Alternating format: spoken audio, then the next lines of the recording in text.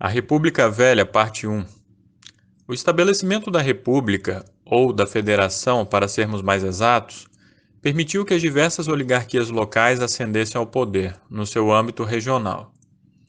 Tais oligarquias assumiram o controle da máquina administrativa, em particular da fiscalidade, construindo mecanismos para sua eternização no poder. Essa era a alma do coronelismo. Em muitos estados, como Ceará, Alagoas e Mato Grosso, o fim do império implicou que grandes latifundiários passaram a utilizar o Estado como uma agência distribuidora de favores e reprodutora de suas necessidades de base política e econômica. Em outros estados, onde a complexidade econômica e a existência de uma opinião pública eram mais fortes, como em São Paulo, Minas Gerais e Rio Grande do Sul, o partido político passou a atuar como mediador entre os clãs familiares e o Estado.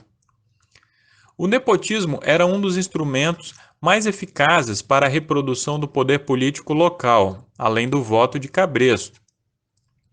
Enquanto isso, no nível mais baixo da sociedade, o cidadão era o grande ausente da vida política. Ainda assim, o povo, enquanto massa organizada contra o poder oligárquico, fez sua aparição na cena política. Os dois maiores movimentos de rebeldia contra a República Velha foram os movimentos camponeses messiânicos de Canudos, na Bahia, em 1897, e a Guerra do Contestado, no Paraná, em 1915. Esses movimentos chegaram a pôr em xeque o poder militar da oligarquia e, por isso, sofreram dura repressão até o extermínio. No plano econômico, a dominação da oligarquia do Sudeste, particularmente do setor cafeeiro, sobre os principais órgãos federais foi a mais completa. A Associação dos Interesses Agrários de São Paulo e de Minas Gerais, expressa na denominada Política do Café com Leite, conseguiu pôr a serviço dos plantadores toda a máquina estatal, em especial no tocante à preocupação obsessiva com a manutenção dos preços do café.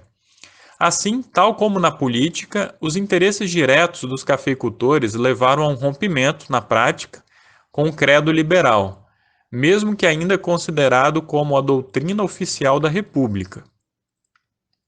Os primeiros anos da República, é bem verdade, tinham representado um esforço de renovação da prática econômica do país.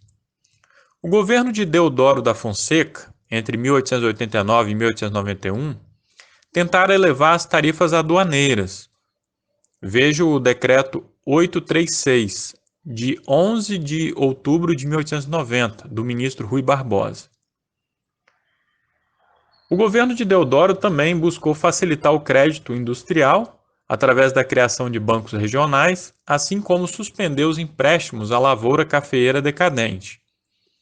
Em consequência da criação desses bancos e da expansão do crédito barato, houve uma forte inflação. A guerra civil no sul do país, fruto do choque de oligarquias, e a guerra de Canudos, aumentaram os gastos federais, ao que se somaram os efeitos da crise mundial de 1892 a 1893.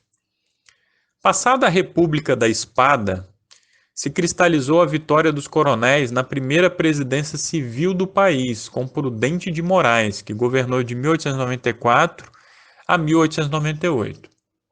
Prudente de Moraes era um republicano histórico, estreitamente vinculado à cafeicultura de São Paulo.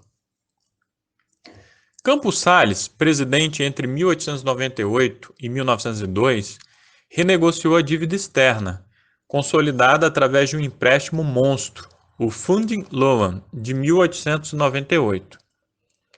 As finanças brasileiras passaram a ser monitoradas pela casa N.M. Rothschild & Sons, que assumiu o controle dos portos do Rio de Janeiro, Santos, Belém e Manaus.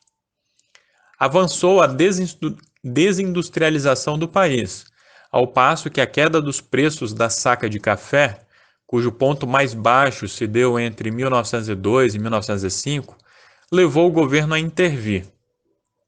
Os governadores de São Paulo, Rio de Janeiro e Minas Gerais firmaram, então, o Convênio de Taubaté, que garantia um preço mínimo pré-estipulado ao café.